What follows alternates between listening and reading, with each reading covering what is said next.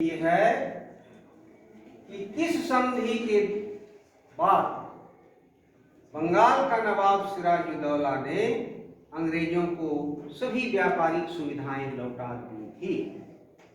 ध्यान दीजिएगा, प्रश्न को बढ़िया से समझिएगा। किस संधि के बाद बंगाल का नवाब सिराजुद्दौला ने अंग्रेजों को सारी व्यापारिक सुविधाएं लौटा दी थी? बोलिए। अलीनगर की संधि। बहुत अच्छा जवाब है, अलीनगर की संधि। तो इस संधि के बाद सिराजुद्दौला ने अंग्रेजों को सारी व्यापारिक सुविधाएं लौटा दी थी। अलीनगर की संधि। बहुत अच्छा। फोर्ट विलियम, ध्यान दीजिएगा, ग्रुप बी। फोर्ट विलियम पर कब्जा करने के लिए, अधिकार करने के लिए सेना को किसने भेजा था? सेना को किसने भेजा था? सही जवाब है, बंगाल। फोर्ट विलियम पर अधिकार करने के लिए सेना को किसने भेजा था? बंगाल का नवाब। आपसे प्रश्न है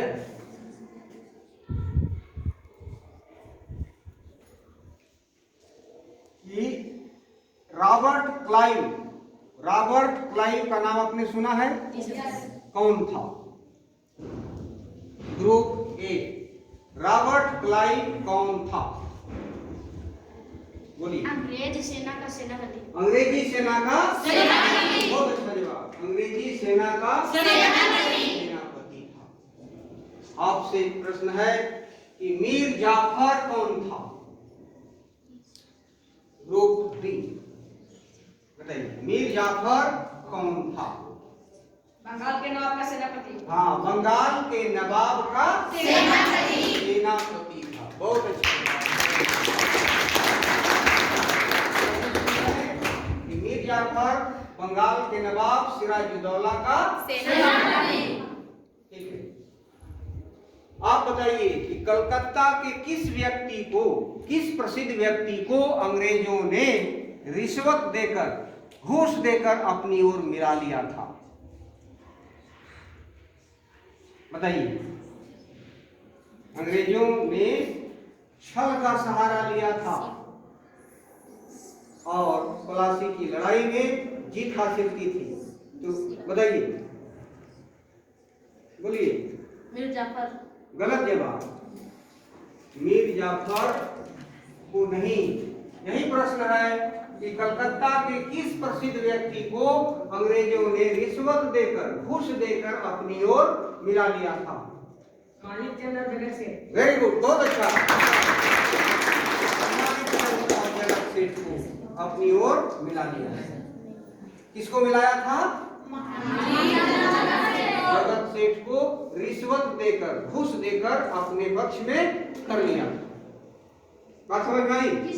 अगला प्रश्न है ग्रुप ए से कि बंगाल के कुछ ही भाग पर, बंगाल के सीमित भाग पर, कुछ ही भाग पर अंग्रेजों को व्यापार करने की अनुमति किसने दी थी?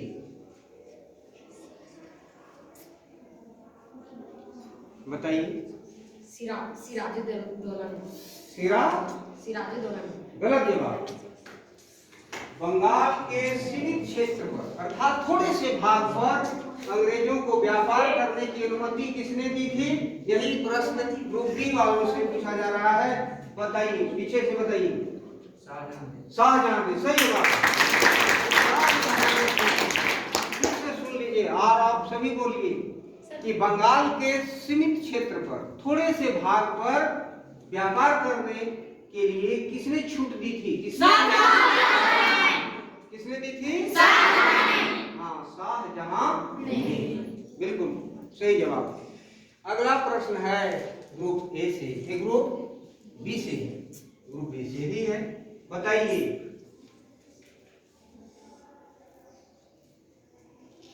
कि मैसूर राज्य पर अधिकार करने के लिए अंग्रेजों ने कौन सी कार्रवाई की? थोड़ा दिमाग लगाइए। मैसूर राज्य पर कब्जा करने के लिए अंग्रेजों ने कौन सी कार्रवाई की? बोलिए। शुद्धि गलत जवाब है आपका। फिर से सुनिए कि मैसूर राज्य जो दक्षिण भारत का एक महत्वपूर्ण राज्य था, उस पर कब्जा करने के लिए, उसे अंग्रेजी साम्राज्य में मिलाने के लिए अंग्रेजों ने कौन सी कार्रवाई की? बोलिए, जल्दी बोलिए, कौन सी कार्रवाई की? प्रश्न समझ रहे हैं? Yes sir. हाँ बोलिए, सीधा प्रश्न है, बोलिए कौन सी कार्रवाई की?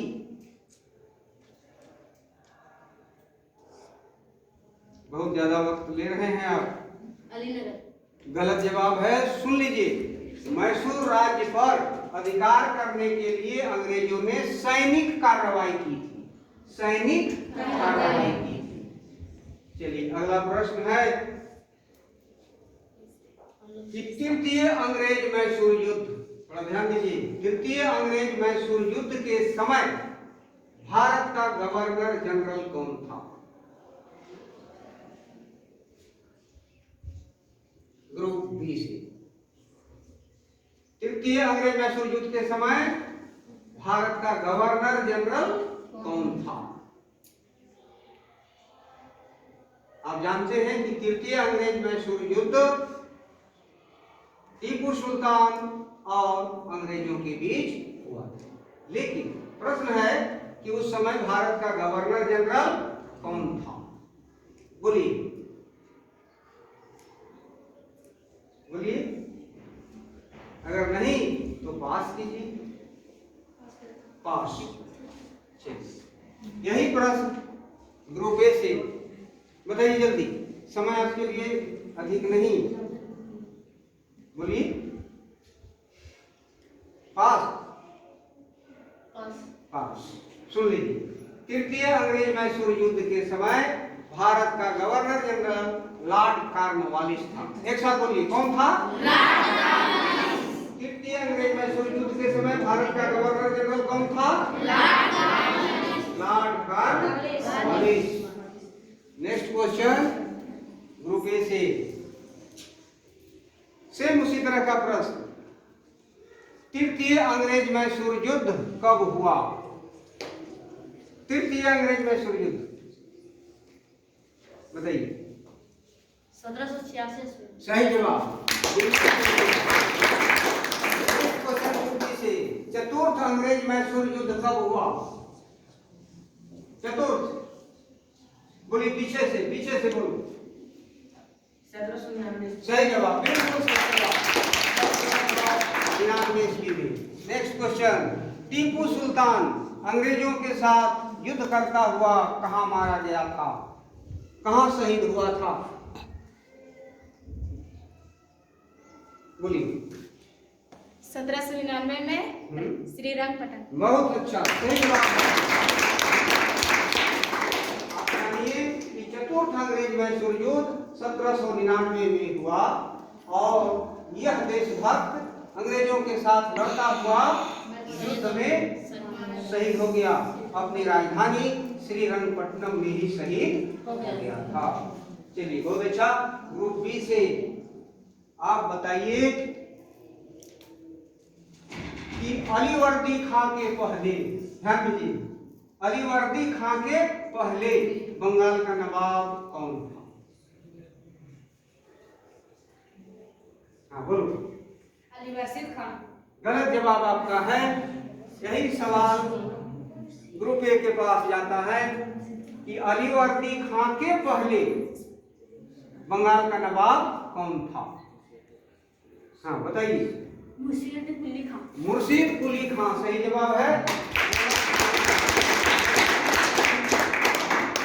ठीक है, आप जानिए, फिर से बोलिए कि अलीवर्दी खां के पहले बंगाल का नवाब कौन था? सब बोलिए। मुर्शीद कुली खां। मुर्शीद कुली खां। ठीक है। नेक्स्ट क्वेश्चन ग्रुप ए से, लॉर्ड क्लाइव ने भारत का मानचित्र बनाने के लिए किसे सौंपा था? लॉर्ड क्लाइव भारत का मानचित्र बनाने की जिम्मेवारी किसे सौंपी थी? बोलिए। जेम्स रेनेल। जेम्स रेनेल को। बहुत अच्छा, बहुत अच्छा। चलिए अगला प्रश्न है कि बक्सर के युद्ध के समय बंगाल का नवाब कौन था? शांत भाव से, ठंडे दिमाग से आंसर दीजिए आप। बक्सर के युद्ध के समय बंगाल का नवाब कौन था? मीर कासिम। सही जवाब है मीर कासिम। बहुत अच्छा, मीर कासिम। आप लोग समझ गए कि बक्सर का युद्ध के समय बंगाल का नवाब मीर कासिम था। आपसे सवाल है ग्रुप ए से कि बक्सर का युद्ध कब हुआ? बक्सर का युद्ध कब हुआ? उधर से बोलिए, पीछे से भी बोलिए। बक्सर का युद्ध कब हुआ?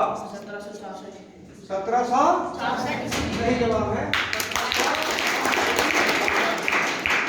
ठीक है, इधर से ग्रुप ए से, ग्रुप बी से, ग्रुप बी से आप बताइए कि अंग्रेज अपने कागजातों को अथवा सरकारी दस्तावेजों को सुरक्षित कहां रखते थे? बोलो, कहां रखते थे? सही जवाब है, बिल्कुल सही जवाब।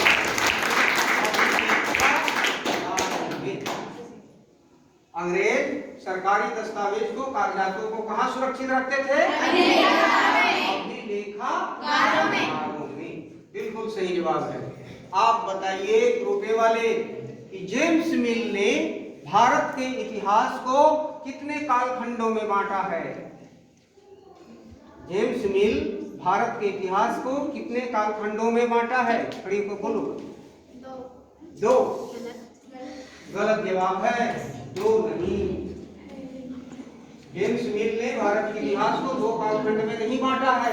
यही प्रश्न ग्रुप बी वाले के पास जाता है। बताइए। हाँ, तुम बताओ। तीन कालखंडों में बांटा है। सही जवाब है, तीन कालखंडों में। सुन लीजिए, तीन कालखंड कौन कौन थे? हिंदू, कौन थे? हाँ, तो जेम्स मिल भारत के इतिहास को तीन कालखंडों में बांटा, हिंदू, मुस्लिम और ब्रिटिश। यही सवाल। दूसरा प्रश्न है ग्रुप ए से, ग्रुप ए से। अब बताइए कि जेम्स मिल किस देश का निवासी था? पीछे से बताइए, जेम्स मिल किस देश का निवासी था? चलिए बताइए। स्कॉटलैंड। बिल्कुल सही जवाब। आप सब जानिए कि मिल किस देश का, जेम्स मिल जिसे कहते हैं, किस देश का निवासी था? स्कॉटलैंड। चलिए नेक्स्ट क्वेश्चन है ग्रुप बी से। वास्को डी गामा का नाम आपने सुना है? वास्को डी गामा किस देश का निवासी था? चलिए पीछे बोलिए। पुर्तगाली। वेरी गुड, पुर्तगाल का। वास्को डी गामा किस देश का निवासी था? पुर्तगाल का। किस देश का निवासी था? चलिए बहुत अच्छा। अगला प्रश्न है ग्रुप ए से कि वास्को डी गामा भारत कब आया? वास्को डी गामा भारत कब आया? चलो तुम लड़की बताओ। 17 मई 1498। सही जवाब है, 17 मई। वास्को डी गामा 17 मई 1498 को भारत आया। बिल्कुल सही जवाब। बोलिए, कब आया? वास्को डी गामा भारत कब आया? 17 मई 1498 ईस्वी में। नेक्स्ट प्रश्न है, संबंधित सवाल है ग्रुप बी से। ये वास्को डी गामा अपनी नाव के साथ भारत कहां पहुंचा था? काली तट के तट पर। बिल्कुल सही जवाब, काली तट के तट पर। बहुत अच्छा। नेक्स्ट क्वेश्चन ग्रुप ए से, ग्रुप ए से। पलासी की की लड़ाई जीत जाने के बाद, पलासी की लड़ाई को जीत जाने के बाद अंग्रेजों ने सिराजुद्दौला के साथ क्या किया, उसके साथ कैसा व्यवहार किया?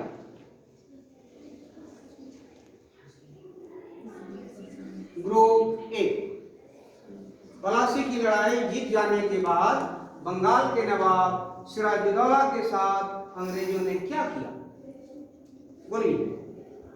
सिराजुद्दौला को हाथी के पैर में बांधकर उसे घसीट कर मार दिया। वेरी गुड, बहुत अच्छा। अर्थात पलासी की लड़ाई जीत जाने के बाद अंग्रेजों ने सिराजुद्दौला की हत्या कर दी। क्या की? हत्या की।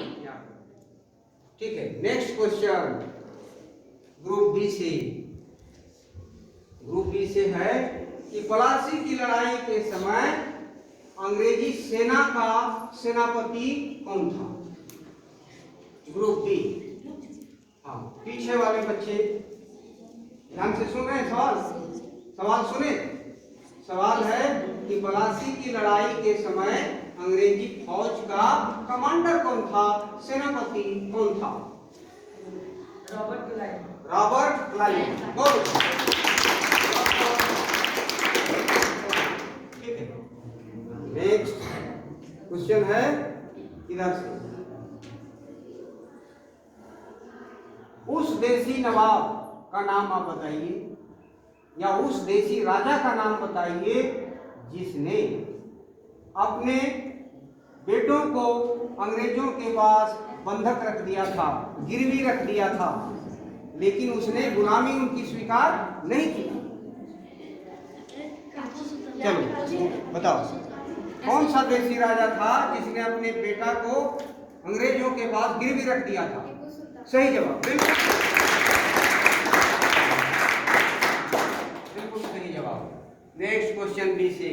उस देसी राजा का नाम बताइए जिसने अपनी सेना को प्रशिक्षित करने के लिए फ्रांस से अफसरों को बुलाया था। टीपू सुल्तान। सही जवाब, टीपू सुल्तान ने ही बुलाया था। चलिए आप बताइए कि मैसूर राज्य को जीत जाने के बाद, मैसूर राज्य पर पूर्ण रूप से कब्जा कर लेने के बाद अंग्रेजों ने मैसूर किसे सुपुर्द कर दिया था? मैसूर राज्य को किसे सुपुर्द कर दिया?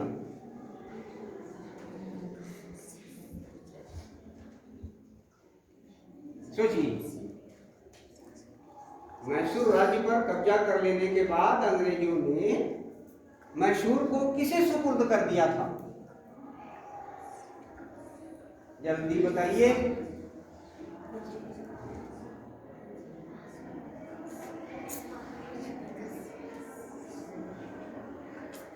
बोलिए। नहीं बोलो,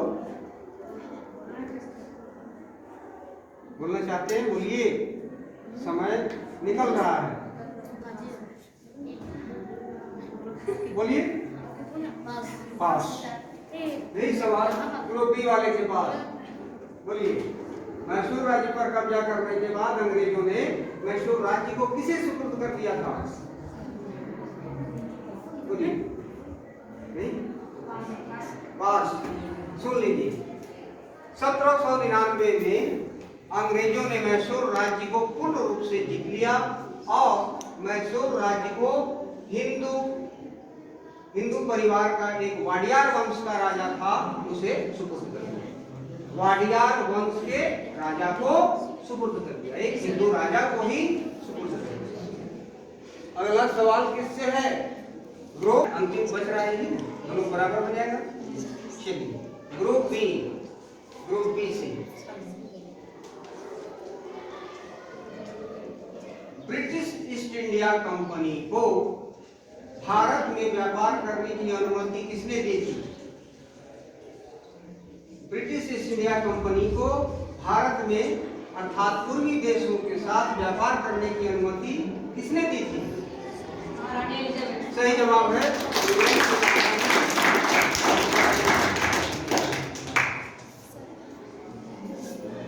दोनों से बराबर प्रश्न पूछे गए।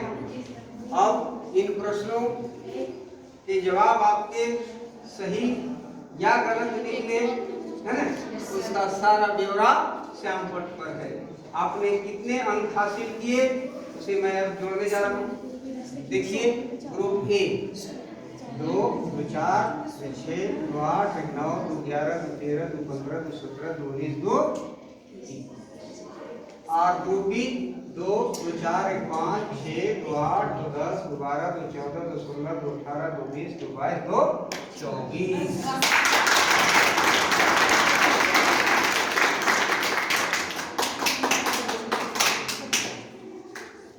तो आज का क्विज का समापन इसी के साथ किया जाता है। अगली कक्षा में आप पूरी तैयारी के साथ आए और बड़ी तन्मयता से प्रश्नों का उत्तर देने की कोशिश करें।